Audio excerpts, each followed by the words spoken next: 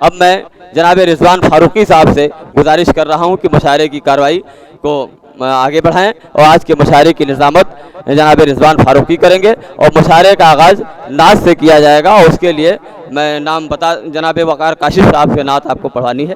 اب مائک جناب رضوان فاروقی صاحب کے حوالے۔ السلام علیکم۔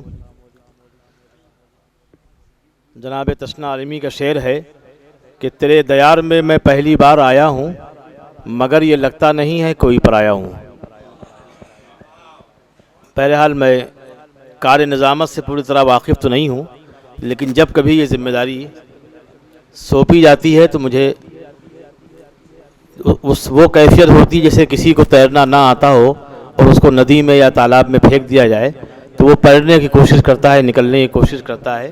میں بھی وہی کوشش کرتا ہوں۔ یہاں پہ جو ایک بڑے فاروقی جناب واصف فاروقی جن سے آپ واقف ہیں، میں ان کو بلاؤں گا۔ ان سے قبل میں چاہتا ہوں ان کے افتتاحی تقریر سے پہلے نعت پاک سے آغاز کر دوں، اس کے بعد جناب واصف فاروقی صاحب کو دعوت دوں گا۔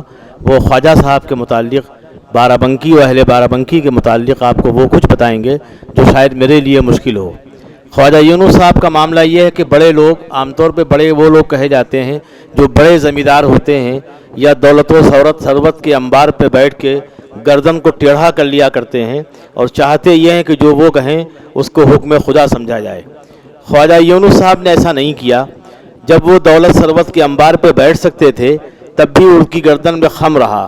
وہ ہمیشہ جس طرح اللہ رب العزت کے سامنے جھکنا چاہیے انکسار و اخلاص کے ساتھ، اسی طرح جب وہ اپنے پرانے دوستوں سے ملتے تھے تو وہ شرفا والی زبان جو لکھنؤ کی زبان تھی جی جناب کی، بہت ذرا تکلف، تصنع اور بناوٹ، اس کا اظہار نہ کر کے انہوں نے ہمیشہ یہ کیا کہ وہ وہی زبان انہوں نے بولی دیہات کی جس میں اپنائیت تھی، خوشبو تھی، محبت تھی۔ آؤ جاؤ کھاؤ، اس سے انہوں نے کبھی گریز اس لیے نہیں کیا کہ وہ زمین سے جڑے ہوئے آدمی تھے۔ وہ شہر میں پہنچے اور تشنا عالمی کا یہ شعر ان کے پیش نظر رہا کہ اے میرے گاؤں اب تو میرا راستہ نہ دیکھ، اے میرے گاؤں اب تو میرا راستہ نہ دیکھ، میں لکھنؤ کی بھول بھلیا میں کھو گیا۔ تو وہ لکھنؤ کی بھول بھلیا میں کھوئے نہیں بلکہ میلا رائے گنج، بارہ بنکی اور اس کے اطراف کو یاد رکھا۔ ایک لمحہ رکے بغیر انہوں نے ظہور بسوانی کے اس شعر کے مصداق اپنے سفر کو جاری رکھا کہ زینے پہ ترقی کے وہی لوگ چڑھے ہیں، زینے پہ ترقی کے وہی لوگ چڑھے ہیں جو خوش کبھی اپنا پسینہ نہیں کرتے۔ انہوں نے پسینے کو پوچھے بغیر اپنے سفر کو جاری رکھا۔ نتیجہ یہ کہ 40 سے زائد برانچز چھوڑیں۔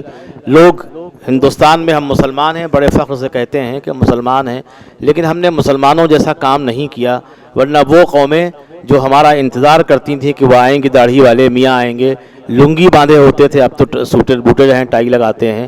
علی گڑھ نے پوری ایک ٹیم تیار کر دی، خواجہ یونس نے 40 برانچز قائم کر دیں، لیکن اس کے بعد بھی ہمارا معیار وہ نہیں ہو پایا جو کل کے ملا کا تھا، وہ آج کے عالم کا نہیں ہے۔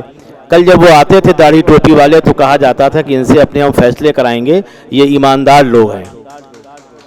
اب جب ہم حج کر کے آتے ہیں حج بیت اللہ سے، جہاں کا طریقہ یہ ہے، اصول یہ بتایا گیا کہ بالکل ایک نہائے دھوئے معصوم بچے کی طرح انسان بن جاتا ہے، اس کے بعد بھی کوئی غیر مسلم یہ نہیں کہتا یہ حاجی صاحب آئے ہیں ان سے اپنا فیصلہ کرایا جائے۔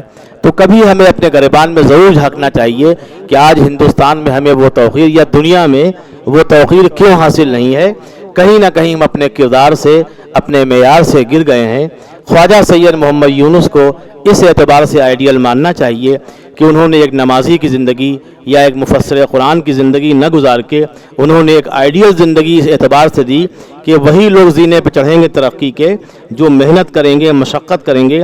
اللہ نے ہمت مردہ مدد خدا پہ وعدہ کیا ہے، آپ کے مصلے پہ، سجدوں پہ اور پیشانی کے نشان پہ وعدہ نہیں کیا ہے۔ یہ کل کا معاملہ ہے، یہاں کی زندگی آپ کو گزارنا ہے تو نماز، روزہ، حج، زکوٰۃ یہ آپ کی ذاتی چیزیں ہیں، لیکن آپ ترقی تب کریں گے جب اللہ کے رسول کی جو حدیث ہے کہ تمہیں چین بھی جانا پڑے تو تم اس سے گریز نہ کرو بلکہ علم حاصل کرو۔ علم میں کہیں یہ تخصیص نہیں تھی کہ تم وہ علم حاصل کرو جس سے داڑھی، ٹوپی یا ایک خاص جغرافیہ کے مسلمان تیار ہوتے ہیں، بلکہ وہ علم حاصل کرو جو دنیا میں لوگ تم سے متاثر ہوں۔ ایک زمانے میں خانقاہ کاظمیہ کاکوری اور بہت سی خانقاہوں میں نظم تھا کہ جو پنڈت ہوتے تھے وہ سنسکرت اور دوسرے گیان کی تعلیم ان کو دیتے تھے، سکھاتے تھے، اور جو وہاں کے तसव्वुफ़ के लोग थे वो दुनिया को इल्म तसव्वुफ़ बांटते थे। तो ये सिलसिला दराज होना चाहिए। हम हाजी वारिस अली शाह की सरज़मीन पे हैं तो हमें उसी मिशन को आम करना चाहिए। सिर्फ लिबादे को पहन लेना, सिर्फ लिबास अच्छा पहन लेना, ये हमारा मुसलमान होना काफ़ी नहीं है, बल्कि ख्वाजा यूनुस की तरह ऐसी ज़िंदगी गुजारना है कि जब हम न रहें तो ये कहा जाए कि हमने अपने पीछे क्या छोड़ा। बहरहाल